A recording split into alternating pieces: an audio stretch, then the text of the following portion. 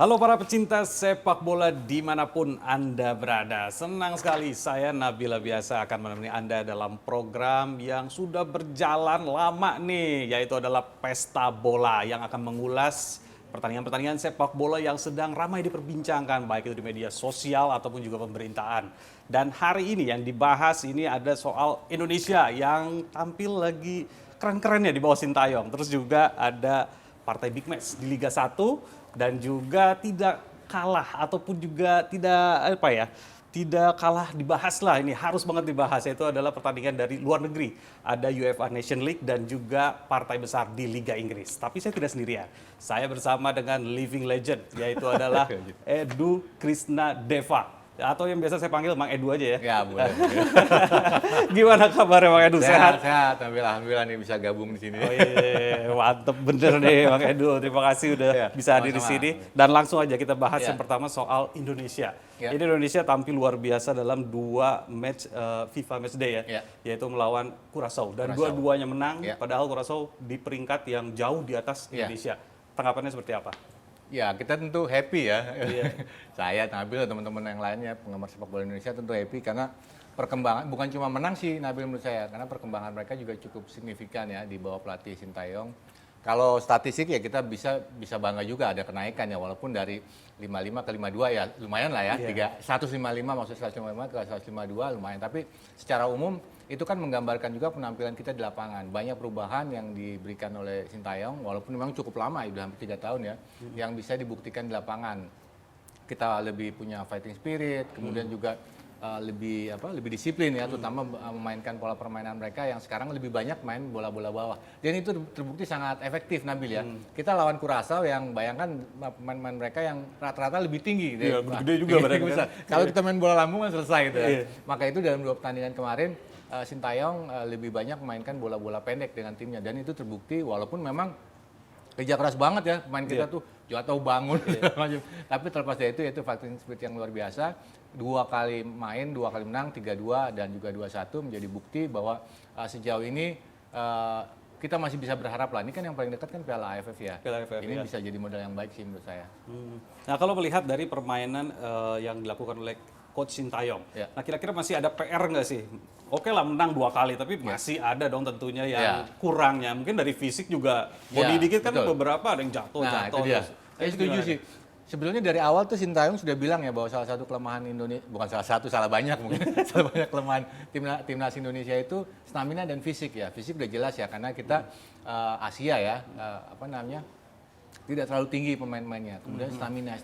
Sebenarnya kelemahan di fisik ini bisa ditanggulangi dengan stamina yang bagus gitu. Kalau stamina kita bagus, tentu kita kan akan kuat ya, berhadapan dengan pemain yang lebih besar pun nggak akan gampang jatuh, nggak akan gampang goyang lah, body charge seperti tadi Nabil katakan.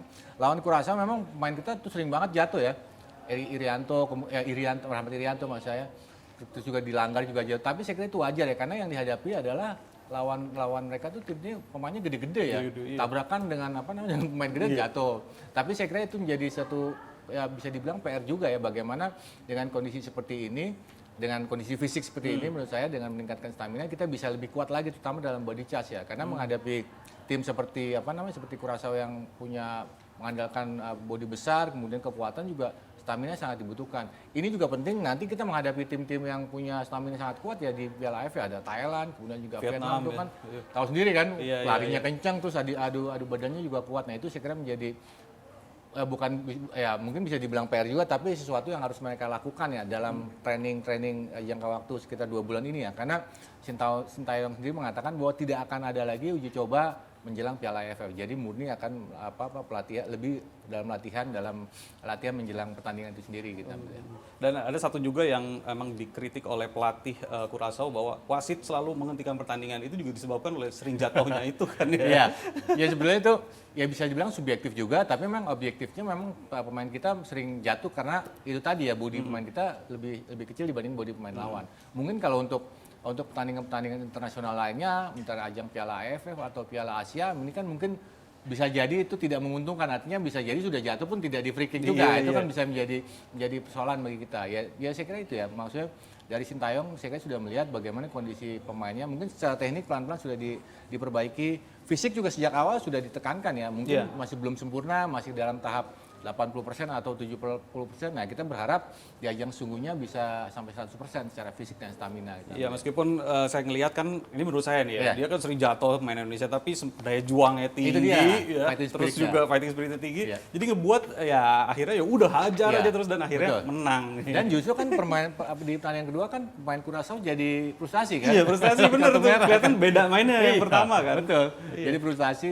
Sebenarnya itu secara tidak langsung memang berpengaruh ya ke psikologi pemain, artinya psikologi lawan ya. Kalau kita ingat di pertandingan-pertandingan manapun ya, di klub-klub liga itu kan banyak kan misalnya udah dapat pelanggaran, terus pemain yang melakukan pelanggaran itu masih menendang-nendang bola. Itu kan bagian dari cyber juga, tapi secara tidak langsung yang dilakukan oleh para pemain kita ini menimbulkan rasa frustasi dari pemain Curaçao. Makanya ada satu tuh yang sampai nendang bola, kartu merah kan, Oh iya, Juninho ya namanya. Iya, Juninho maksud saya. 2 kali kartu kuning, kartu merah. Itu kan kerugian bagi mereka, keuntungan bagi kita. Iya, Gitu. Walaupun saya tidak mengatakan bahwa gol kedua Indonesia karena mereka bermain lawan 10, enggak juga, karena gol itu juga berawal dari open play yang baik ya dari pemain Indonesia ya. Nah, terkait dengan tadi open play, kira-kira man of the match dari timnas Indonesia siapa? Iya, kalau di media sosial terus di media-media banyak yang menyebut ya Witan ya. Witan, ya Sulaiman benar. Banyak yang menyebutkan Witan. Ya saya kira masuk akal ya, karena dia berperan dalam 2 gol lawan Curaçao pertandingan kedua. Yang pertama dia kasih assist, yang kedua yang pertama itu kan tendangan dia kan rebound oleh Dimas Derajat, yang kedua kasih assist buat Dendi. Secara apa ya istilahnya ya? Secara peran jelas lah dia bikin 2 gol, membantu peran 2 gol. Tapi secara umum di luar itu saya kira juga permainan Witan juga semakin matang ya, karena dia main di Liga Slovakia. Jadi nggak cuma-cuma gitu jauh-jauh main di luar gitu, dia tampil sangat baik, dia bisa merepotkan main lawan karena dia punya kecepatan, terus skill ballnya dengan sangat baik, tendangannya sangat baik, umpannya sangat baik. Tapi saya kira juga ada beberapa pemain yang stand out ya, yang patut disebut juga sebagai yang terbaik ya. Dua pencetak gol udah pasti ya, Dimas Derajat dan juga Dendi. Tapi pemain-pemain lain seperti Rahmat Irianto tadi, kemudian Pratama Arhan yang bermain di sayap juga saya kira juga layak ya mendapat predikat pemain-pemain yang tampil bagus malam itu ya. Jadi banyak sekali. Sebenarnya kalau saya juga melihat semua pemain sih sebenarnya betul. bagus ya mainnya ya. Karena sepak bola kan makanya kita sering dengar ya, Tim, sepak ya. bola ada sepak bola ada permainan tim gitu. Iya, Jadi iya. memang semua pemain punya peran yang sama dalam peran berbeda, tapi punya peran dalam sebuah kemenangan sebuah tim gitu. Termasuk kalau kalah juga dia punya peran juga, kenapa kalah gitu kan. Bikin kesalahan atau bikin pelanggaran, membuat pemain lawan dapat penalti. Jadi saya memang sepak bola sebuah permainan tim dan semua sangat menentukan ya. Nah, untuk AFF sendiri kemungkinannya dengan gaya permainan sekarang ini Ya. dan udah mulai meningkat ya. Sintayong juga menemukan beberapa pemain muda nih menurut saya. Nah, ini untuk AFF peluangnya seperti apa? Ya sebenarnya Indonesia tuh ya siapapun pelatihnya kalau Piala AFF Masuk final terus ya? selalu bulan. Tapi runner up terus. Padahal itu runner up terus. 6 kali runner up dari 96 bayangin ya. Kita di SEA Games aja 91 kan. Dapat emas. Runner harusnya 96 kan itu kan masih masa kejayaan hitungan ya 91 9 tapi 96 kita tidak juara peringkat kalau nggak salah itu peringkat 3 sampai semifinal ya. Tapi 6 kali runner up, terakhir juga era Sintayong juga kita dapat runner up juga kan. Tapi menurut saya dengan kondisi sekarang peluang kita cukup besar ya, paling nggak semifinal sih di tangan ya. Karena perlu diingat juga Nabil bahwa tahun ini Piala AFF itu formatnya agak beda ya, karena ada home dan away. Jadi setiap tim itu di grup itu kita satu grup dengan Thailand, dengan Kamboja, terus dengan Filipina, terus satu lagi pemenang playoff dari Brunei dan Timur Leste. Kita ada grup itu. Kalau lihat dari hitungan grup itu saya kira semifinal sangat besar. Apalagi dengan format yang sekarang kita main dua pertandingan di kandang. Kita ada lawan kita ada 3. Ya, lawan kita ada 4. Jadi kita main 4 pertandingan. 2 pertandingan itu kita main di kandang. Kebetulan salah satunya lawan Thailand. Lawan Thailand lumayan menguntungkan kan? Satu lagi nanti lawan Brunei atau Timor Leste. Jadi saya kira peluang kita cukup besar semifinal, tinggal manfaatkan di semifinal karena di grup sebelah itu kan kencang semua tuh. Malaysia, Singapura, ada Vietnam, kemudian Myanmar juga mulai naik. Nah, tinggal di fase itu mungkin yang perlu benar-benar diperhatikan ya oleh timnas Indonesia karena ini ya udah lama banget bro ya juara. Nah, Thailand udah 4 kali. Bukan udah lama kan belum pernah lagi. belum pernah. Thailand 4 kali, Thailand 6 kali apa 5 kali gitu. Singapura 4 kali, Vietnam aja udah juara. Iya, Malaysia udah juara, Vietnam 2 kali, Malaysia sekali kalau nggak salah. Jadi ya emang saatnya harusnya juara Saatnya nih. ya, ini saatnya.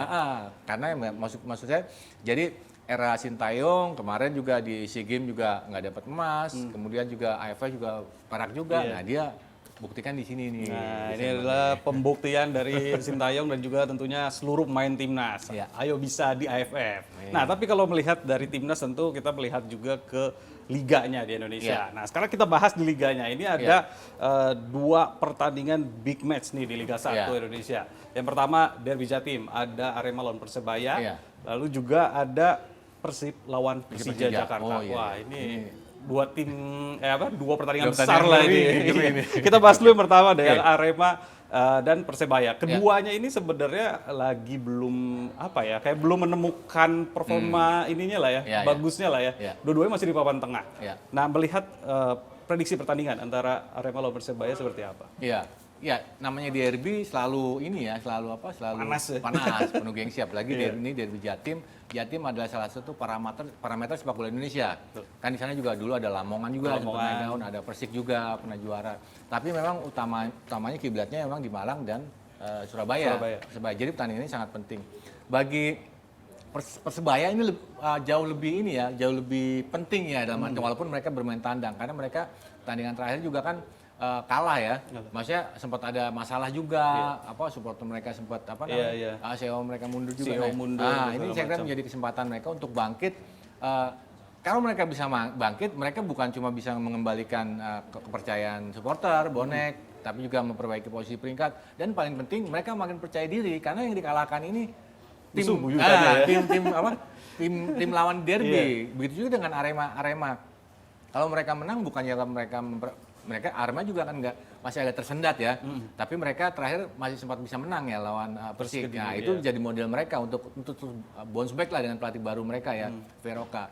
Jadi derby itu bukan cuma sekedar kemenangan, bukan cuma sekedar 3 poin, tapi kepercayaan diri yang akan semakin meningkat, akan semakin pede karena mereka mengalahkan lawan yang benar-benar seteru mereka. Jadi mereka bisa klaim gue lebih baik dari dia gitu kan. Ini juga penting buat supporter sehingga kepercayaan itu akan semakin terpercaya. Ini kan masih panjang nih namanya, baru 10 pertandingan di Indonesia. Ya, saya kira itu menjadi pertandingan yang akan sangat seru, mudah-mudahan bisa lancar dan menarik ya disaksikan gitu. Ya, dan ini jadi pembuktian dari Javier Roca sebagai pelatih dan ujian sesungguhnya ya. Sebenarnya ujian sesungguhnya udah juga lawan Persib ya. Nah, ini juga lagi ujian lagi nih menghadapi Persebaya. Dan kalau melihat nih, seandainya menang, ini kan di Indonesia ini pelatih ganti-ganti mulu nih kalau kalah. Nah, Persebaya ini terancam nggak nih pelatih bisa diganti justru kalau kalah lawan Javier Roca? Kalau terancam tuh yang tahu kita nggak tahu juga ya. Yang tahu Tuhan yang tahu. Tapi kalau benar karena ini kan udah 10 tandingan ya. Udah ada 7 pelatih yang dipecat, yang mundur pecat ya. Rene Albert termasuk Roca juga kan dari Kediri. Kemudian dia diambil oleh Arema. Terus juga yang paling baru itu pelatih Borneo ya, Ceslia. Milo Ceslia. Jadi ada 7. 10 pertandingan 7, 20 pertandingan 14 pelatih, 30 pertandingan 30 berarti udah selesai satu kompetisi udah diganti pelatih. Ya mudah-mudahan nggak kayak gitu ya. Tapi saya kira bisa jadi ya, maksudnya memecat pelatih, mengakhiri kontrak itu kan suatu pilihan yang diambil oleh klub ya. Ketika sebuah klub itu mengalami masalah, harus ada perubahan ambil. Perubahannya apa? Perubahan bisa ganti personil ya, pelatih, perubahan sistem, perubahan mekanisme latihan. Nah, kita nggak tahu nih seperti apa. Tapi yang pasti selama ini kan Aji juga termasuk sosok yang sangat didolakan juga ya oleh Persebaya. Dia juga punya, walaupun dia asli Malang, tapi dia juga pernah lama di Persebaya, pernah bawa Persebaya juara ketika jadi pemain. Jadi saya kira mungkin akan banyak pertimbangan dari manajemen klub apakah memang keputusan itu yang diambil. Tapi kita tentu berharap tim-tim seperti ini akan kembali bangkit ya, karena ramai nih tim-tim yang udah papan tengah udah mulai menunjukkan taringnya nih, Barito. Nah, tapi tim gede kok malah agak melempem. Nah, kita berharap mereka semua bisa kembali bangkit sehingga pertandingan akan semakin menarik. Gitu. Prediksinya? Siapa yang menang? Arema kayaknya. Arema ya.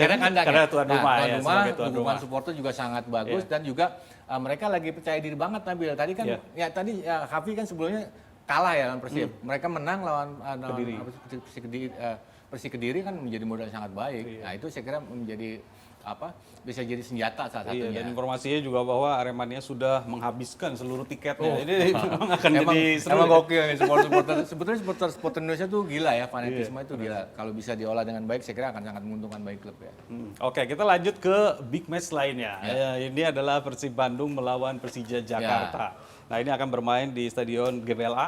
Nah, Gimana melihat dua tim yang saat ini sudah dilatih oleh dua pelatih Wah. yang luar biasa? Iya. Ada Thomas Doll dan juga Luis Milla. Iya. Nah, akan gimana nih? Kayaknya akan menarik banget nih. Orang-orang menantikan kan. Iya. Jago mana nih gitu. Benar-benar. Kalau dulu lihat dari dua sosok pelatih ya, mungkin perlu pembahasan sendiri. Tapi yang jelas dua pelatih hebat dan klub-klub mereka ini juga Persija dan Persib juga lagi bagus ya. Iya. Persib sempat down terus ganti pelatih Luis Milla naik terus menang terus kemudian Persija juga begitu. Iya. Mereka juga sangat baik sebelum akhirnya imbang ya lawan Madura United. Tapi terlepas dari itu, yang menarik juga selain performa yang bagus, materi pemain juga mereka bagus-bagus sekarang Nabil. Iya. Persija ada pemain ada Kodela, pemain Iya. Ceko, terus ada penyerang mereka satu negara dari Ceko juga. Kemersik gitu ya. Iya, Kemersik itu pemain nasional Ceko juga gitu. Iya.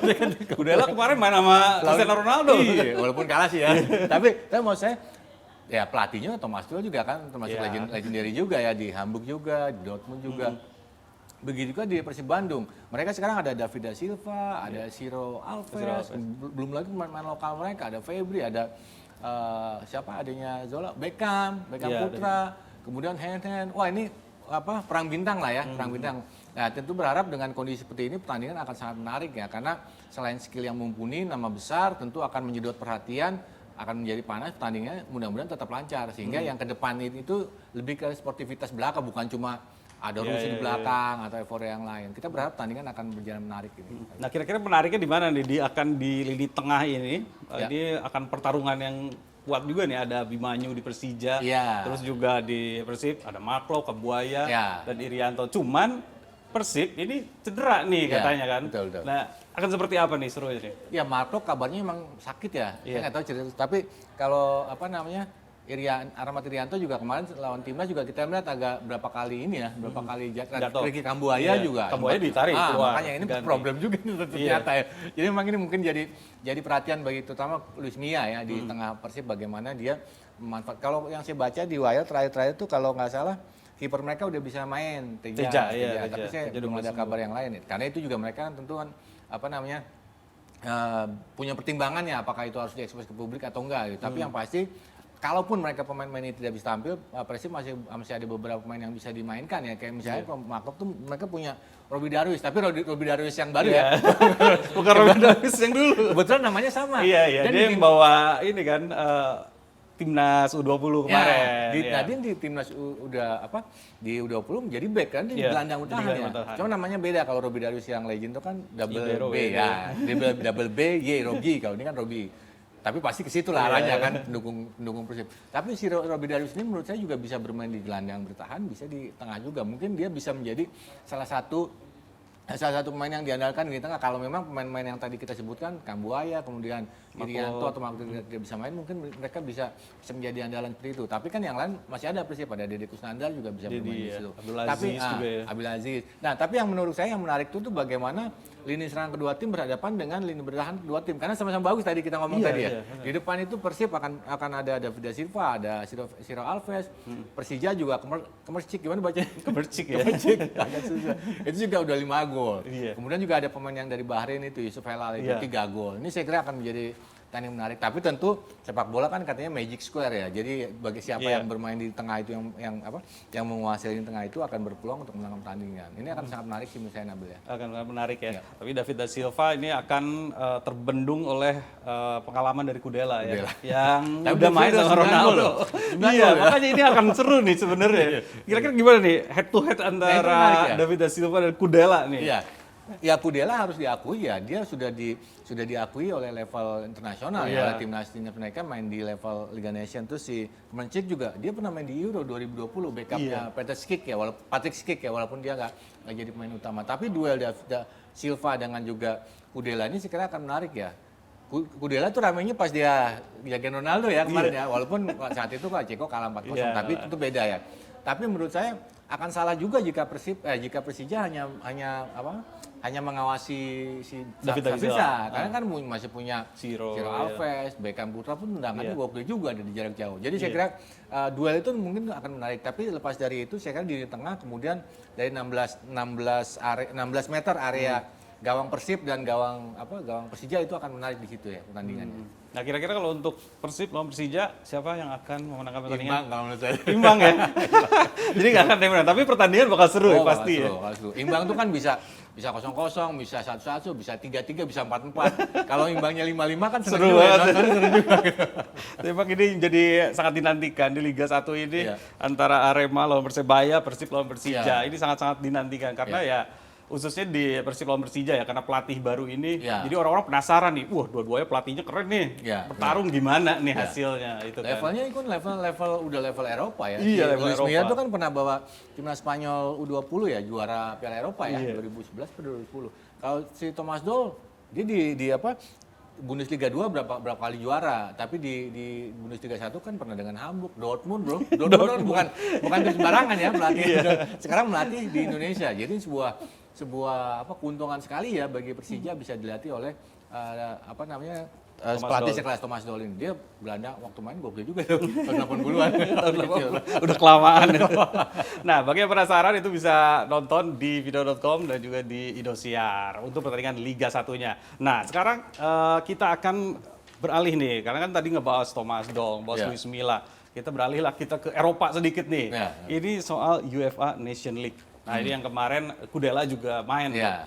Nah, ini kalau melihat dari UEFA Nation League ini, saya masih agak bingung nih sebenarnya. Saya juga bingung Bang Edu. sebetulnya. Iya, ini bener. Jadi ini tuh bedanya apa sih sama Iya. Euro yang biasa nih? Ya, memang ini agak ribet ya, masih hitung-hitungan. Tapi sebetulnya kalau kita cermati dengan pemahaman yang singkat, sebetulnya ini adalah pengganti pertandingan-pertandingan uji cobanya Eropa. Jadi dulu kan sampai sekarang juga ada. Kalau kita kemarin uji coba kita lawan Curaçao. Curaçao, Dulu Eropa juga ada. Tapi waktu itu lebih kepada tim-tim yang dianggap tidak sebanding. Makanya diajukanlah format ini, format Liga Nation ini bagian dari pengganti pertandingan international match day istilahnya kan. Kenapa UEFA berharap dengan pertandingan-pertandingan ini, pertandingan yang ada itu tim-tim yang ada menghadapi tim yang lawan setimpal. Karena di UEFA Nation League ini timnya itu dibagi-bagi berdasarkan kasta ya, ada Liga A, Liga B, Liga C, Liga D. Semuanya ini pembagian ini berdasarkan koefisiensi di UEFA. Jadi nilai UEFA kayak kemarin nilai kita di FIFA atau ranking. Nah, itu mereka punya juga ranking untuk ukuran tim-timnya. Dibagi, jadi yang paling elit itu tentu saja yang Liga A. Jadi Liga itu ada kayak semacam Inggris, Jerman, tim-tim besar. Kemudian Liga B, Liga C, Liga D. Tapi menariknya yang bisa juara itu cuma yang ada di Liga A. Jadi nanti ada putaran final, kalau yang tahun ini kan pertama kali dimulai tahun 2018 ya. 2018 itu yang pernah juara Portugal, Prancis ya. Prancis tahun lalu juara malah, tahun ini hampir degradasi. Jadi yang juara nanti adalah, yang masuk final itu adalah hanya juara-juara di grup yang ada di Liga A. Itu kan udah ada tuh, ada Italia, ada Kroasia, kemudian juga ada Belanda. Nah, ada 4 lah. Mereka akan main di salah satu tuan rumah salah satu negara itu. Nah, mereka ini yang dari 4 ini yang bisa juara cuma itu aja. Jadi yang di Liga B itu nggak bisa jadi juara. Kalau mereka bisa juara di grupnya, mereka masuk. Jadi, nah ini nih, ada degradasi ya yang unik ya. Betul. Nah. Jadi yang di Liga A, dia di grup di Liga A, itu adalah yang terakhir, ini akan turun ke Liga B. Betul. Nah yang Liga B ini yang juaranya akan masuk Liga A. Nah ini akan berpeluang untuk menjadi juara itu. Betul. Jadi bayangkan kalau yang dari Liga D, kalau dia mau jadi juara. Iya, dia harus naik dulu ke C, naik dulu ke B. Naik panjang gitu. Tapi sebenarnya kalau melihat format ini bagus untuk tim-tim yang di bawah ya. Tapi kalau yang tim-tim udah di atas kayak misalnya Inggris, Prancis, terus Italia, Belanda, ini agak mengganggu ini nggak sih kira-kira? Ya sebetulnya kalau yang tahun ini pun sebelumnya sangat ideal ya, karena ini kan bisa persiapan mereka untuk Piala Dunia ya. Kayak Inggris kan, makanya Inggris degradasi itu ke Liga B, jadi banyak pengamat bilang, di Liga Nation aja degradasi bisa juara di Piala Dunia gimana gitu. Jadi berpikir seperti itu, padahal ini bisa dimainkan bagi mereka untuk menjadi persiapan menjelang Piala Dunia 2000 tahun ini. Nah, terus yang menarik juga sebetulnya di Liga Nation ini juga ada kaitannya dengan kualifikasi Piala Eropa, Nabil. Jadi tim-tim yang tadi saya sebutkan yang juara-juara grup Liga A itu, mereka itu sudah otomatis akan mendapatkan drawing di kualifikasi Piala Eropa atau Euro yang cuma berisi 5 tim. Karena biasanya itu kalau di Liga Eropa kualifikasi Euro itu ada 10 grup biasanya kan. Nah, 6 tim itu isinya 5, sisanya 6 grup isinya 5 tim, 4 grup lainnya isinya 6 tim. Nah, yang juara-juara tadi yang kayak Belanda, Italia itu dia masuknya langsung di 5 tim. Oh, ada keuntungan itu ya? Untungnya mereka nggak terlalu banyak mainkan pertandingan udah pasti kan. Kalau satu grup isinya 6 tim berarti kan kita harus main 5 kali. Kalau home win 10 kali, lebih banyak. Tapi kalau 5 tim berarti udah mangkas tuh. Nah, itu salah satunya. Kemudian juga kan kalau kualifikasi Euro itu kan biasanya kalau tahun ini 2024 di Jerman.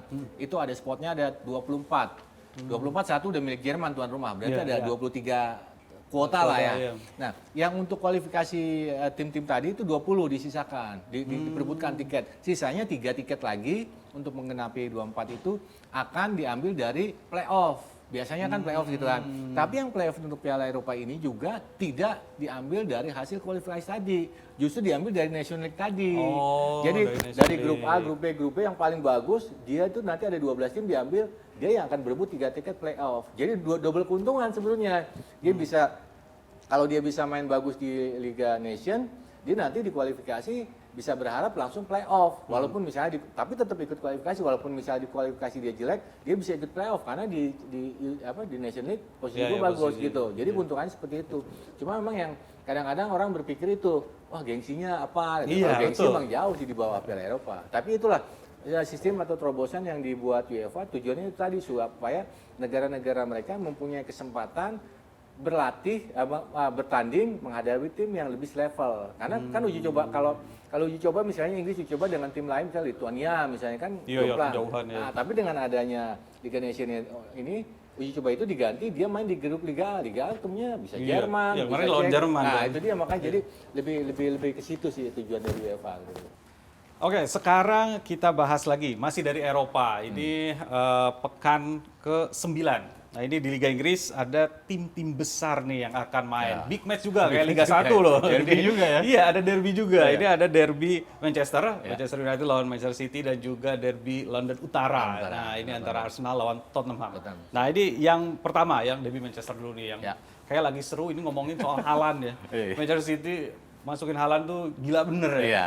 Dia udah 11 gol. gol. Ya. Ini gimana? Kalau Melihat ditambah ya? Liga Champions 14 gol. Nah, ya itu dia makanya, dia kayak golin-golin mulu gitu. Emang udah kerjaannya gitu. Ya menurut saya itu sebuah keuntungan ya bagi City bisa mendapatkan, karena Haaland ini banyak yang ngincer kan. Iya. Kemarin-kemarin tuh kan ada Juve juga, Milan juga, Barcelona kalau nggak salah deh. Pokoknya intinya walaupun memang mahal. Iya. Dia itu sekitar 75 juta pound tuh. Dulu paling tinggi. Pokoknya rekor lah di transfer. Harga nggak bohong lah ya. Kayak di kota.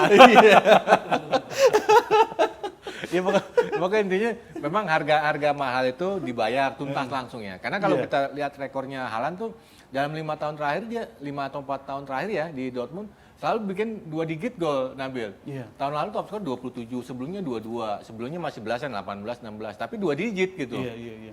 Maksudnya pemain seperti ini kan jarang ya.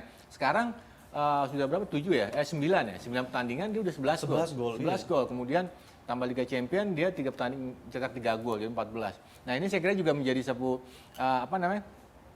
tambahan yang berharga. Kalau kita perhatiin ya, jarang sekali pelatih Guardiola tuh memasang penyerang full, tidak diganti-ganti. Coba perhatiin Haaland, 7 pertandingan main terus. Iya. Tapi sebelumnya musim lalu ada Gabriel Jesus, Bahkan ada kadang-kadang nggak pakai Aguero. striker loh kalau Bernardo Silva jadi penyerang Iya. atau Foden ya kan. Iya. Tapi musim ini sepertinya si Guardiola ini mendapatkan sesuatu yang memang selama ini dia mainkan. Kalau kita lihat City sekarang ya udah Haaland sentris gitu, bola ke sananya. Kebetulan Haaland itu bisa. Kalau kita ingat zamannya Guardiola ngelatih Barcelona ya, semua tuh sistem dibuat untuk mengadopsi atau mengeksploitasi kehebatan Messi gitu Messi, kan. Dan iya, itu berhasil iya. kan, dia bisa bikin rekor tuh berapa gelar waktu satu musim 5. Nah, ini juga seperti itu, cuma dengan konteks yang berbeda ya, karena kayak teknik Messi dengan teknik Haaland tentu beda. Tapi saya mau gambarkan bahwa metode seperti itu sekarang juga dilakukan Guardiola di Haaland dengan kondisi yang berbeda, tentu dengan kemampuan berbeda. Dan Haaland sendiri tahu bahwa pasti setiap menghadapi lawan pasti akan pasti akan ke dia gitu. Makanya dia ini bisa punya kemampuan yang sangat baik, larinya kencang, terus buka ruangnya bagus, tendangannya bagus, sundulannya bagus, terus dia juga bisa mengecoh lawan. Jadi pemain-pemain lain juga mengambil keuntungan dari posisi yang dilakukan oleh si Haaland ini, karena dia tahu pasti bola ke situ. Kalau crossing kan nggak pasti ke Haaland gitu. Tapi dia dijagain bola itu bisa dikasih pemain lain, bisa ke Foden, bisa ke Grealish. Jadi yang mau saya sebutkan bahwa Haaland ini seperti kepingan apa ya kalau bahasa kerennya puzzle ya. yang memang dibutuhkan oleh Guardiola selama ini. Selama ini di gelandang, di back, di kiper udah gokil semua tuh City tuh. Sebutin siapa sih pemain yang nggak bintang di situ dari gelandang jajar. Iya. Tapi dia nggak punya penyerang yang sekarang seperti Haaland. Nah sekarang ini lengkap nih. Nah maka itu siap-siap aja gitu ngelihat City. Apa yang bisa dibikin City? Apakah tidak hanya Liga Inggris, Liga Champion atau apa lain lagi yang bisa dilakukan? Atau apa yang akan bisa dilakukan Haaland? Kalau sekarang 7 pertandingan, 7 apa 8 ya? 7 pertandingan udah 11 gol. Iya. Nanti 34 pertandingan berapa gol gitu kita hitung aja. Tapi kalau ngomongin soal derby ini ya yang dihadapin sekarang adalah MU. Ya. MU juga lagi lumayan bagus loh. Benar. Ada Lisandro juga itu kan. Ya, Martinez betul, ya. Martinez. Yang lagi bagus juga. Betul. Ini gimana nih? Ya dulu saya ingat ya, wah sebelum City naik gitu dulu, City sebelum zaman Erikson ya, tahun-tahun 2000-an tuh, City disebutnya tuh tetangga yang berisik gitu oleh MU. Tetangga berisik. Sekarang bukan tetangga yang berisik, tetangga yang mengancam. Mengancam ya. Yang menggusur malah kan. Ya kita lihat 5 musim terakhir kan prestasi bagusan City ya. Iya. Jadi emang derby ini jadi lebih seimbang dalam kurun waktu 5 atau 6 tahun terakhir karena City ini udah menjadi sebuah tim yang sangat baik. Tapi di satu sisi tadi juga Nabil katakan bahwa MU sekarang ini belakangan dengan Ten Hag ini juga mulai muncul lagi, mulai kekuatan mereka mulai baik lagi. Walau di awal sempat orang banyak yang istilahnya ngenyek ya. Lawan Brentford bisa kalah 4-0 terus dibilang salah menempatkan posisi Erikson lah jadi gelandang bertahan. Martinez juga dikata-katain gitu. Tapi ternyata dalam 5-4 pertandingan terakhir mereka sangat baik. Bagus, ya. Martinez, bahkan Anthony yang baru-baru langsung bikin gol. Iya. Kemudian juga Erikson walaupun nggak bikin gol tapi dia punya satu apa belum ya. Tapi secara permainan dia sangat baik tuh Erikson. Yang menarik itu Erikson kalau kita ingat di Euro kemarin kan sempat ini ya, sempat kondisinya sempat drop banget ya, sempat kolaps segala macam ya. Tapi dia sempat latihan di Brentford kabarnya. Tapi sekarang bangkit menjadi satu kekuatan yang punya apa namanya? Punya daya ledak luar biasa, walaupun ledakan itu bukan buat dia, tapi buat temannya, Rashford misalnya. Rashford udah bikin 3 gol. Sekarang udah nggak ada lagi tuh Ronaldo tuh. Rashford dulu ada di kiri, ada di sayap, tapi sekarang dengan adanya Anthony, kemudian ada Sancho, Rashford bisa kembali. Kan Rashford juga awalnya bisa menjadi penyerang juga kan. Penyerang. Jadi penyerang, dia bikin 3 gol. Nah nanti lawan City ini akan menarik, akan benar-benar jadi satu duel rival abadi juga ya. Karena memang MU sendiri sekarang lagi bagus-bagusnya, City juga memang penampilan mereka memang so-so ya, memang bagus ya, mungkin bagus gitu. Nah sekarang pertanyaannya apakah mampu bisa mengimbangi City gitu, seperti itu. Dengan pemain-pemain baru ada Malaysia juga di kiri. Jadi bisa dibilang ini akan jadi pembuktian juga bagi Ten Hag. Kalau dia bisa mengalahkan City, wah semakin naik nih, semakin pede. Nah prediksinya gimana nih, Bang Edo? Tapi saya agak feeling City. Feeling City ya? Ini MU bukan? Enggak. Takutnya salah ngomong. Berarti ini City ya? Iya. Kalau saya lebih ngeliat tim yang sudah jadi ya. City ini tim yang sudah jadi. Bagaimana harus diakui ya dari 3 musim terakhir Guardiola udah membuat tim yang kompak. Tadi saya bilang dia mendatangkan Erling Haaland udah tinggal melengkapi. Beda dengan Ten Hag. Ten Hag sendiri kan baru musim ini kan dia megang MU. Kemudian juga perlu adaptasi pemain baru. Oke, beberapa pemain memang pemain dia seperti Martinez, Anthony pemain dia di Ajax. Tapi pemain-pemain yang lain kan memasukkan Malaysia mungkin geser Luke Shaw.